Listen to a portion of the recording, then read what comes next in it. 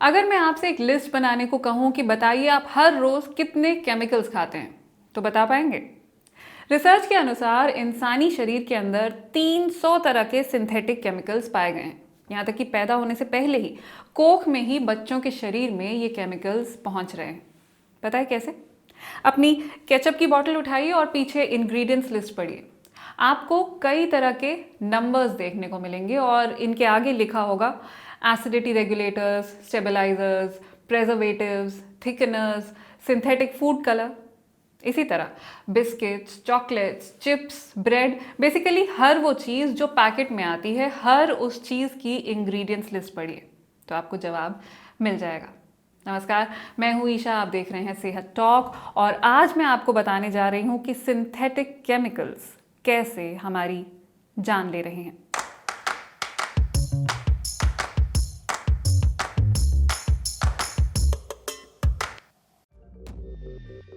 समंदर में रहने वाली व्हेल हों, बर्फ में रहने वाले पोलर बेयर या हम इंसान, सब एक मुसीबत से गुजर रहे हैं। घटती फर्टिलिटी, और इन सब की वजह है हमारी आबोहवा, हमारे खाने में मौजूद वो केमिकल्स जो हमारे हार्मोन्स पर हमला कर रहे हैं और हमें कैंसर जैसी बीमारियां दे रहे हैं। 2012 में WHO ने एक रिपोर्ट में इन रसायनों के खतरों से हमें आगाह किया था। इन्हें एंडोक्राइन डिसरप्टिंग केमिकल्स या EDC कहा जाता है। ये पर्यावरण और हमारे स्वास्थ्य दोनों के लिए हानिकारक हैं। इंसानी शरीर में कुछ 50 अलग अलग किस्म के हार्मोन्स होते हैं। कोई मेटाबॉलिज्म में मदद करता है, कोई रिप्रोडक्शन में, तो कोई नींद में। शरीर ढंग से काम कर सके, इसके लिए इन हार्मोन्स का ठीक से काम करना जरूरी होता है। EDC इनके काम में बाधा डालते हैं।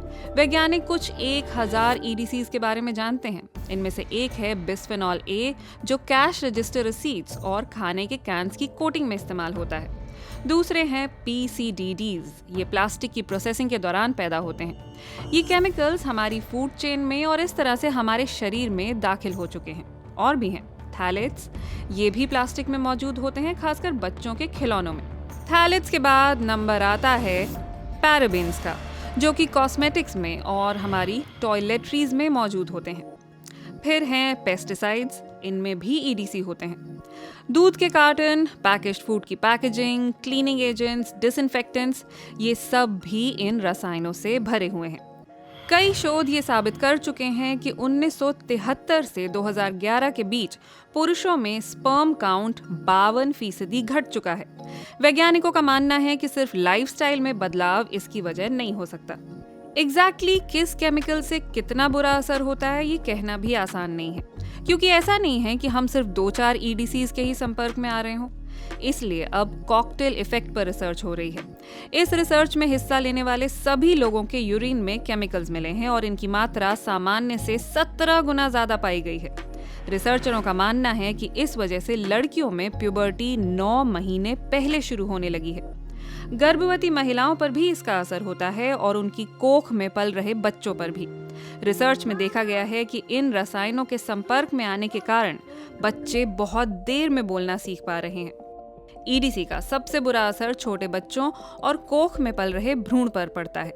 इनके संपर्क में आकर बच्चों को ऐसी बीमारियां हो सकती हैं जो जिंदगी भर उनका पीछा नहीं छोड़ती। फिर बारी है मोटापे और डायबिटीज की। लाइफस्टाइल और खराब डाइट इनकी 2 बड़ी वजह मानी जाती हैं, लेकिन रिसर्च दिखा रही है कि EDC भी इनके लिए उतने ही जिम्मेदार हैं। तो फिर खुद को इनसे बचाएं कैसे? सबसे पहले तो खुद को प्लास्टिक से दूर रखें।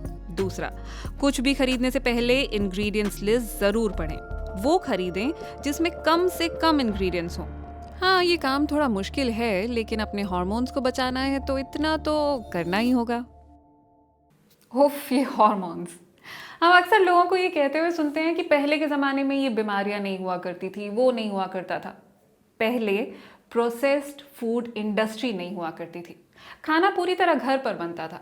हमने अपने स्वाद और सुविधा के चक्कर में सिंथेटिक केमिकल्स को अपनी ज़िंदगी का हिस्सा बना लिया और अब इनसे निजात पाना नामुमकिन सा लगता है।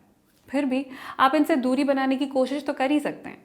आपके पास कुछ आइडियाज़ हों तो बताइएगा ज़रूर कमेंट करके। मैं मिलूंगी आपसे अगले हफ्ते। नमस्कार।